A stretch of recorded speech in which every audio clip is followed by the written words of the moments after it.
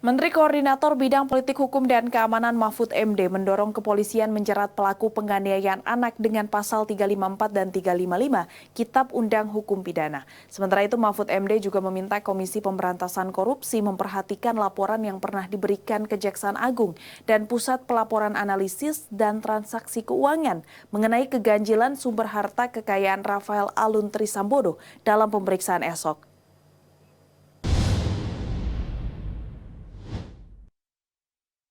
Kasus penganiayaan terhadap pelajar berinisial D yang terjadi di Jakarta Selatan beberapa waktu lalu menyita perhatian publik.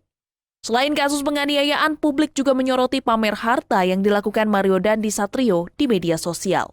Usai menjenguk korban di rumah sakit Senin sore, Menteri Koordinator Politik Hukum dan Keamanan Mahfud MD mengapresiasi langkah cepat polisi menetapkan 2 orang tersangka dalam kasus tersebut.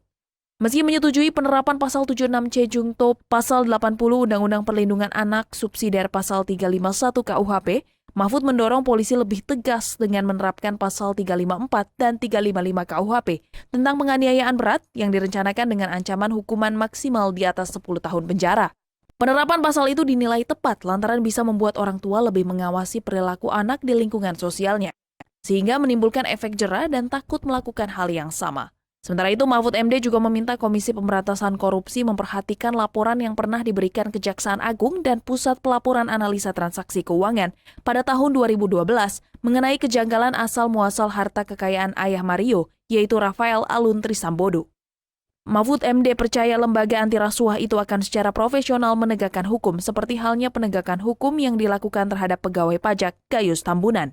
Sementara itu, Rafael sendiri rencananya akan diperiksa untuk klarifikasi atas harta kekayaan yang tidak dilaporkan dalam laporannya sebagai pejabat Direktorat Pajak Kementerian Keuangan Rabu ini.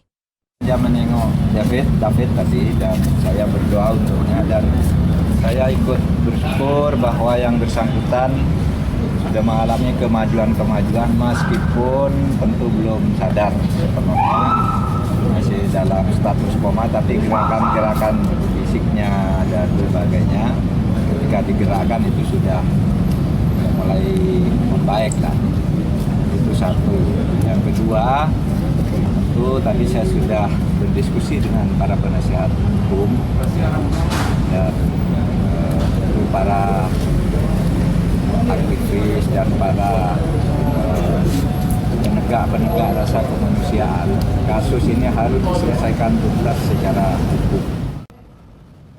Sebelumnya, polisi menetapkan 2 tersangka dalam kasus pengeroyokan tersebut. Mereka adalah Mario Dandi Satrio dan Shane Lucas Rotua. Keduanya ditahan setelah polisi menemukan alat bukti kejahatan penganiayaan yang dilakukan pada Senin 20 Februari lalu. Sementara Komisi Pemberantasan Korupsi telah menggelar pertemuan dengan Inspektorat Jenderal Kementerian Keuangan untuk membahas rencana pemeriksaan klarifikasi terhadap Rafael Alun Trisambodo. Pemeriksaan itu dilakukan untuk menelusuri sumber harta Rafael dan mencari tahu apa saja harta yang belum dilaporkan di dalam laporan harta kekayaan penyelenggaraan negara selama Rafael menduduki jabatan di Direktorat Jenderal Pajak Kementerian Keuangan. Dari Jakarta, Dio Malau, Nusantara TV.